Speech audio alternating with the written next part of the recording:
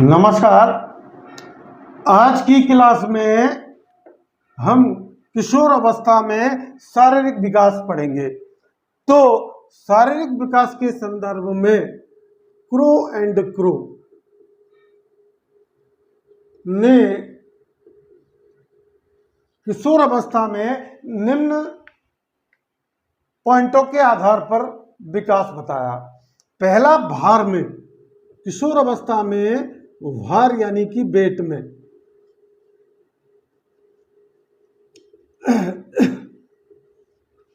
क्या विकास होता है?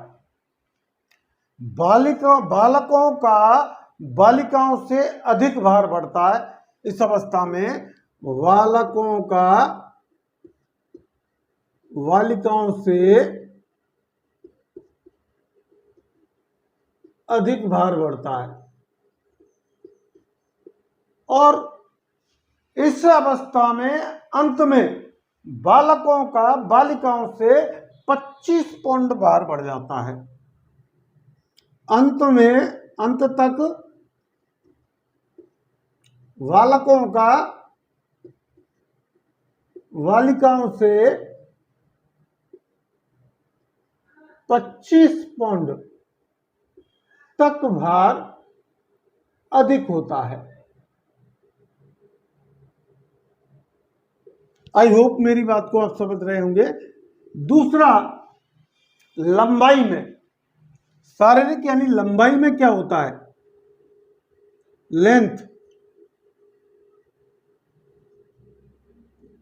तो लेंथ में किशोर अवस्था में बालक बालिकाओं की लंबाई दोनों की ही तेजी से बढ़ती है। बालक और बालिका दोनों की लंबाई तेजी से बढ़ती है।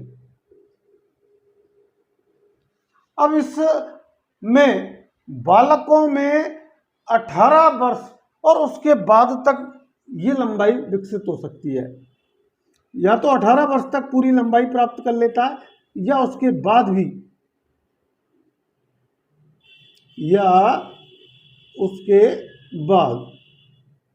भी लंबाई बढ़ जाती है। लेकिन बालिकाओं में जितना भी लंबाई का विकास होता है वो 18 वर्ष तक ही 16 वर्ष तक ही हो जाता है। 16 वर्ष से अधिक में फिर नहीं होता। तीसरा, हम शारीरिक विकास की बात करें तो सिर और मस्तिष्क का विकास। सिर व मस्तिष्क का विकास किशोर अवस्था में बालक और बालिका का 15 से और 16 वर्ष तक संपूर्ण विकास हो जाता है। सिर और मस्तिष्क का 15 वर्ष से और 16 वर्ष तक संपूर्ण विकास होता है। यहां यह ध्यान रखने योग्य बात है कि मस्तिष्क का भार 1200 और 1400 ग्राम के बीच होता है। मस्तिष्क का भार 1200 से 1400 ग्राम के बीच होता है। यानी सामान्यतः जो विभिन्न मनोविद हैं वो 1350 ग्राम तक विकास अधिकतम बताते हैं। अब आते हैं हड्डियों की बात करते हैं। हड्डियां, बोन।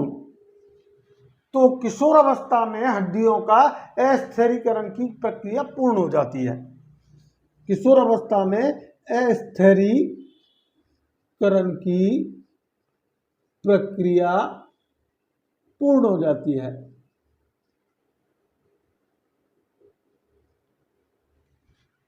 तो और हड्डियां मजबूत हो जाती हैं और कुछ छोटी छोटी हड्डियां जो लचीली होती हैं वो भी मजबूत हो जाती हैं और हड्डियों की संख्या इस अवस्था में 206 हड्डियां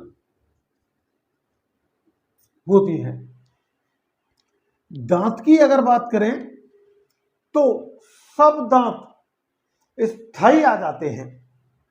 दांत की अगर आप देखो तो किशोर अवस्था में सभी दांत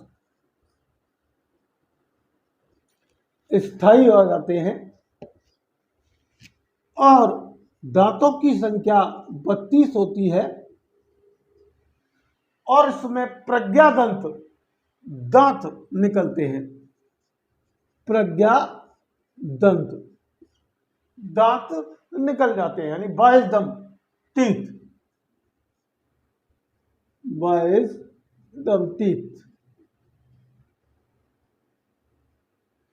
अब देखिए प्रज्ञादंत दांत जो है या तो किशोर अवस्था के अंत में निकलते हैं या प्रौढ़ अवस्था के प्रारंभ में निकलना शुरू हो जाते हैं।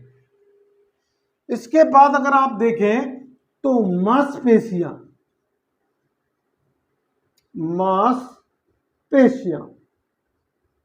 मांसपेशियों की अगर हम बात करें तो 12 वर्ष की आयु में मांसपेशियों का भाग, 12 वर्ष की आयु में मांसपेशियों का भाग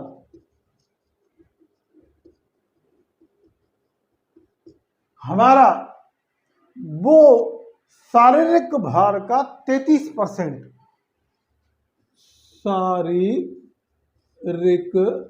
भार का 33% होता है और 16 वर्ष में ये शारीरिक भार का 44% हो जाता है। तो अब हम जो अगली बात करें तो वो धड़कन की बात करते हैं। किशोर अवस्था में हृदय की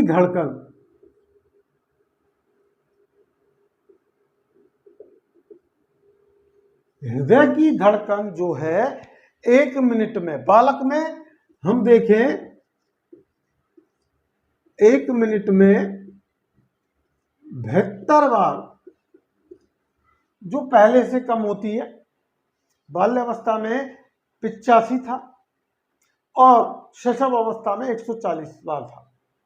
लेकिन यहां बालिका के लिए अगर आप देखोगे तो 1 मिनट में 69 बार पल्स धड़कती है। बालक में स्वप्न दोष शुरू हो जाता है। बालिकाओं में मासिक धर्म शुरू हो जाता है। इस अवस्था में मासिक धर्म शुरू हो जाता है। कहने का मतलब है कि यौनांगों का पूर्ण विकास हो जाता है। यौनांगों का पूर्ण विकास। इस संदर्भ में, शारीरिक विकास के संदर्भ में स्ट्रैग ने एक कथन कहा किशोरावस्था के बारे में। तो स्ट्रैग का क्या कहना है कि व्यक्ति किशोर अवस्था में व्यक्ति के विकास का महत्वपूर्ण काल, किशोर अवस्था में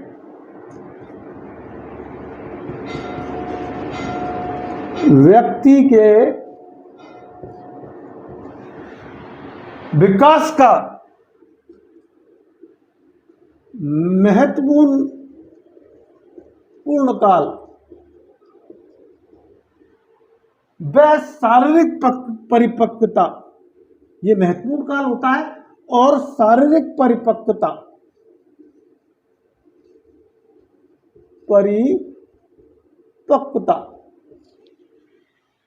अर्थात पूर्ण हो जाती है, शारीरिक परिपक्व हो जाता है बालक बालिका, अर्थात संतान उत्पन्न करने के लिए संतान उत्पन्न करने के योग्य हो जाते हैं।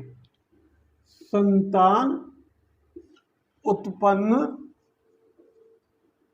करने के योग्य हो जाते हैं। तो आज की वीडियो आपको कैसी लगी, ये अगर आपको पसंद आया हो तो ज़्यादा से ज़्यादा शेयर करें, और हमारे चैनल पर जो नए हैं वो चैनल को सब्सक्राइब करें। मेरी बिटिया की तबीयत खराब होने की वजह से मैं आपको कुछ समय से लगातार वीडियो नहीं दे पा रहा हूँ, इसके लिए मैं क्षमा चाहता हूँ। तो हो सकता है बीच में आपको थोड़ा सा प्रॉब्लम हो, इसके लिए सॉरी, और thanks for watching this video.